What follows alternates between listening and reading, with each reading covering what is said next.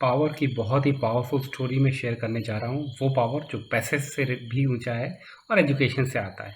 पैसा तो बहुत पौना है। जेपी मॉर्गन चेस के सीईओ जेमी डिमॉन ने अपनी करियर की शुरुआत एमबीए कंप्लीट करने के कुछ मिनटों बाद डिसाइड किया इस रास्ते पे चलूँगा।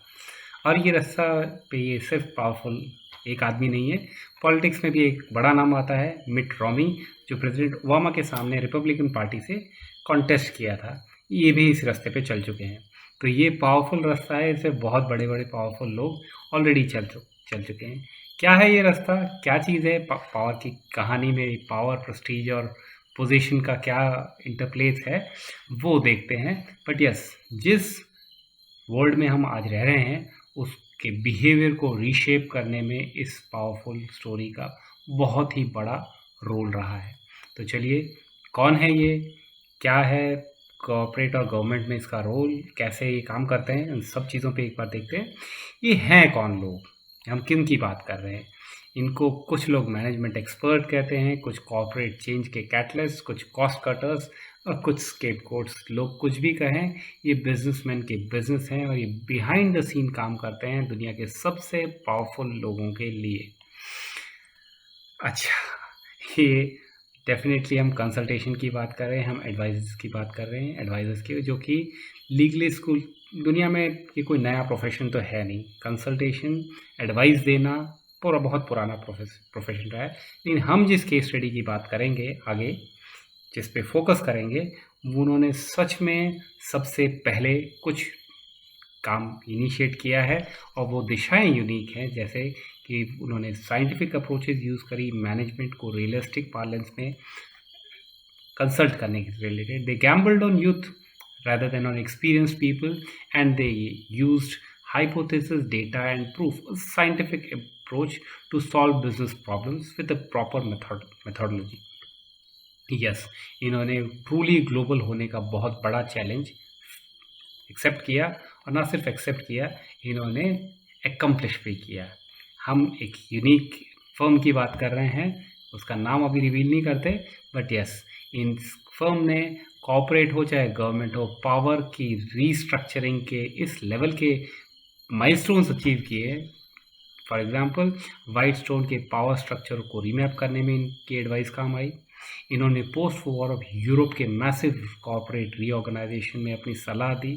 बारकोड हो, चाहे बिजनेस स्कूल को रेवोल्यूशनाइज करना हो, चाहे बजटिंग को यूज़ करना हो एज अ मैनेजमेंट टूल, सभी जगह पे इनके डिसीजंस, इनकी हाईएस्ट लेवल के डिसीजन, हाईएस्ट लेवल के लिए डिसीजंस, इनकी सलाहें बहुत ही वैल्यूबल, बहुत बड़ा पैसा भी लिया और बहुत बड़ा पावर भी एम्पायर क्रिएट करी।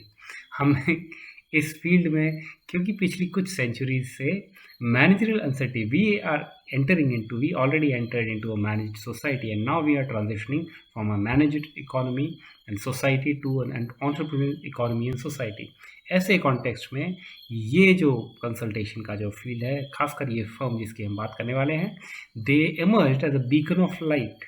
इन्होंने IBM और बहुत बड़े नाम, बड़े ब्रांड्स को यूरोप में एक्सपैंड कराने के लिए भी सलाह दी, और साथ ही साथ इसी तरीके की जो यूरोप की बड़े ब्रांड्स थे उनको भी वर्ल्ड ओवर या आउट ऑफ यूरोप एक्सपैंड करने की सलाह में भी इनका बड़ा रोल रहा है। और ये स्टोरी थोड़ी यूनिक है जिस फर्म की हम बात करने वाले हैं, because it offers a kind of industrial espionage couch in the language of best practices. तो कुछ आयोटा ऑफ डाउट्स भी है, कुछ क्वेश्चंस भी है और कुछ यूनिक इनपुट्स भी है। फॉर एग्जांपल, जैसे AT&T ने अर्ली 1990s में इनको $96 मिलियन ऑफर किए थे 5 साल ऑन गोइंग वर्क के लिए कंसल्ट करने के साथ। तो ये कहने का मतलब है कि बड़ी ऑर्गेनाइजेशंस भी जो अपने फील्ड में बहुत बड़ी महारत और बड़े intellectual property, inputs, expertise, unique knowledge सब कुछ लेके बैठी हुई हैं, फिर भी they can't function without it. मतलब इनकी सलाह के बिना वो आगे फंक्शन नहीं कर सकते। इस लेवल का एजुकेटेड गैस वाले ओपिनियन देने का फील्ड, कंसल्टेशन का फील्ड, यहाँ पे बड़े मेजर रोल, कुछ अनलकी क्लाइंट्स भी रहे हैं। खाली सलाह हमेशा पॉजिटिव नहीं रहेगी, प्रॉफिटेबल नहीं रहेगी, कहीं पे कंट्रोवर्सीज भी होती है, और ऐसे खूब सारे एग्जांपल्स भी हैं। For example Swiss air collapse से पहले तक एनरॉन तो टाइम बॉम्ब था, और कहते हैं एनरॉन रिलेटेड इनपुट मैं आगे बताऊंगा। एनरॉन को भी इन्होंने सलाह दी जिस फर्म की हम बात कर रहे हैं। जनरल मोटर्स और भी खूब सारे नाम हैं, BBC और NHS का थोड़ा डिटेल और देख लेते हैं। जो इल्यूजन है कि लोगों से सलाह लेना या बड़े लोगों से सलाह लेना is a sure path to success, उस पर भी क्वेश्चंस रहे हैं। फॉर एग्जांपल एनरॉन के सीईओ जेफ स्किलिंग का ये company most favoured outsider advisor थी तब तक जब तक वो फॉल नहीं हुए। बट यस, स्किलिंग को जेल हुई ट्रांसग्रेशंस के लिए, पर इस फर्म का नाम कहीं नहीं आया, कोई क्वेश्चन बड़े नहीं पूछे गए। ब्रिटिश पॉलिटिक्स और पॉलिसी में भी इनका बड़ा होल्ड रहा है। इनकी डायरेक्ट लाइन थी डाउनिंग स्ट्रीट पे कई सालों तक। बट यस, बीबीसी और एनएचएस से रिलेटेड इनकी जो सलाह है उन पर काफ़ी क्रिटिसिज्म हुआ। 1995 की न्यूज़पेपर इन्वेस्टिगेशन में पता चला कि बीबीसी को जो इन्होंने कंसल्ट करके जो सजेशंस दिए थे उसमें ओवरऑल मैक्सिमम वैल्यू जो बात थी, वैल्यू ऑफ वर्क, उसको अगर देखा जाए तो हेड काउंट तो रिड्यूस कर लिए, लेकिन पर्सनल का कॉस्ट हाई हो गया, काफ़ी इंक्रीज हो गया। कहने की मतलब कि जो सजेशंस दिए थे ज़रूरी नहीं है वो सजेशंस पे आप उन सजेशंस को एक्सेप्ट करो और उस पर सारी चीज़ें प्रॉफिटेबल भी हो। बट यस, इनके ऊपर जो फर्म है जिसकी हम बात करने वाले हैं वो अपना पावर अपने एजुकेटेड अप्रोच से, अपने लॉजिकल अप्रोच से, या जो भी उनके पावर के जो की इनपुट्स हैं उनके ऊपर इन्होंने अपनी एम्पायर। सिर्फ छोटी छोटी ये एग्जांपल्स गवर्नमेंट और उसके नहीं, अगर इनका क्रेडिट ले, इनका करेक्शन, इनका जो कंट्रीब्यूशन है 1920s के एफिशिएंसी बूम की बात हो, पोस्ट वॉर 1940s के रीस्ट्रक्चरिंग की बात हो, 1950s के रैशनलाइजेशन ऑफ गवर्नमेंट या राइज ऑफ मार्केटिंग की बात हो, कॉरपोरेट इन्फ्लुएंस के इमरजेंस की जो 1960s में और 1970s में अमेरिका की रीस्ट्रक्चरिंग या राइज ऑफ स्ट्रैटेजी की बात हो, इंफॉर्मेशन टेक्नोलॉजी का एक्सपेंशन 1980s, ग्लोबलाइजेशन 1990s का, या 2000 का boom burst and clean up, सभी जगह पे कहीं ना कहीं इस फर्म की हम बात कर रहे हैं उसका रोल रहा है। इस लेवल का पावर इन्होंने क्रिएट किया कंसल्टेशन से, गाइडेंस से, सजेशंस के बेसिस पे। एक यूनिक इंडस्ट्री के अंदर इनका जो मेथड है काफ़ी सीक्रेटिव है। कुछ इस टाइप की बड़े नाम की तरह इनका भी कुछ मेथड यूनिक और सीक्रेटिव है, but that is not important. What is more important is they have a strong feeling about themselves and they believe, they may have reasons to believe it, क्योंकि हमने एविडेंसेस देखे हैं कि capitalism, जो कि सब प्राइम क्राइसिस के time में साफ ही दिख गया था कि अमेरिका भी एक सोशलिस्ट कंट्री हो गया। उसने बेल आउट पैकेजेस ऑफर कर दिए अपनी जो धराशायी बैंक्स और जो फाइनेंशियल इंस्टीट्यूशन थी उनको। कैपिटलिज्म ओल्ड हो गया होगा, ऑब्सोलीट हो चुका होगा शायद, लेकिन पोस्ट मॉडर्न टेक्निक्स और कॉर्पोरेट का पावर और adaptability to change in the upcoming change scenario ये बढ़ता ही जा रहा है।